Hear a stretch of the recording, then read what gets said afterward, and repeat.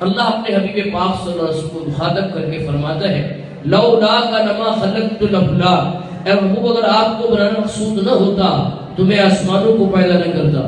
لولا کا نما اظہرت الربوبیہ، اے محبوب اگر آپ کو بنانا مقصود نہ ہوتا تو میں اپنا رب ہونا ہی ظاہر نہ کرتا. اسی طرح اشارہ کرتے ہوئے کہنے والے نے کہا گر ارض و سما کی محفل میں لولا کا نما کا شور نہ ہو، یہ رنگ نہ ہو گلزاروں میں، یہ نور نہ ہو ستاروں میں، تو یہ سب کچھ جو بہار ہے یہ نبی اکرم صلی اللہ علیہ وسلم کی برکت سے ہے.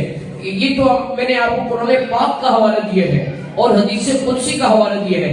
ایون کے جو دیگر بکس ہیں ان کے اندر بھی یہ بات موجود ہے کہ رسول اکرم صلی اللہ علیہ وسلم آپ ہی اس جہان کے وجود کا سبب ہے.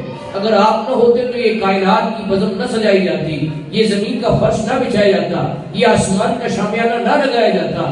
جیسا کہ انجیل کے اندر بھی لکھا ہوا ہے کہ حضرت عیسیٰ علیہ السلام جب آسمانوں پر جانے لگے تو انجیل برنباس کے اندر لکھا ہے حضرت عیسیٰ علیہ السلام نے فرمایا اے میرے حواریوں میں تو آسمان پر جا رہا ہوں، اب میرے بعد وہ عظمت والے رسول تشریف لائیں گے. حواریوں نے سوال کیا اور حواریوں سے مراد ہے جو حضرت عیسیٰ علیہ السلام کے خاص جو لوگ تھے ان کو حواری کہتے ہیں. انہوں نے سوال کیا عیسیٰ کیا وہ آپ کی طرح کے رسول ہوں گے؟ تو حضرت عیسیٰ علیہ السلام نے فرمایا نہیں، ان کی بڑی بلند شان ہوگی، ان کا بڑا بلند مقام ہوگا. کہا جی بتائیں کتنا بلند مقام ہوگا؟ تو فرمایا God has made the universe for him، خدا نے کائنات اسی کی خاطر بنائی. سبحان اللہ.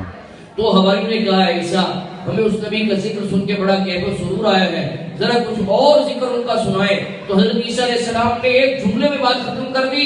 آپ نے فرمایا اس نبی کی عظمت سننا چاہتے ہو، اس نبی کا مقام سننا چاہتے ہو، اس نبی کی عظمت سننا چاہتے ہو تو سنو، میں عیسیٰ روح اللہ اس نبی کے جوتے کے تسبیح کھولنا اپنے لیے فخر اور اعزاز کی بات سمجھتا ہوں.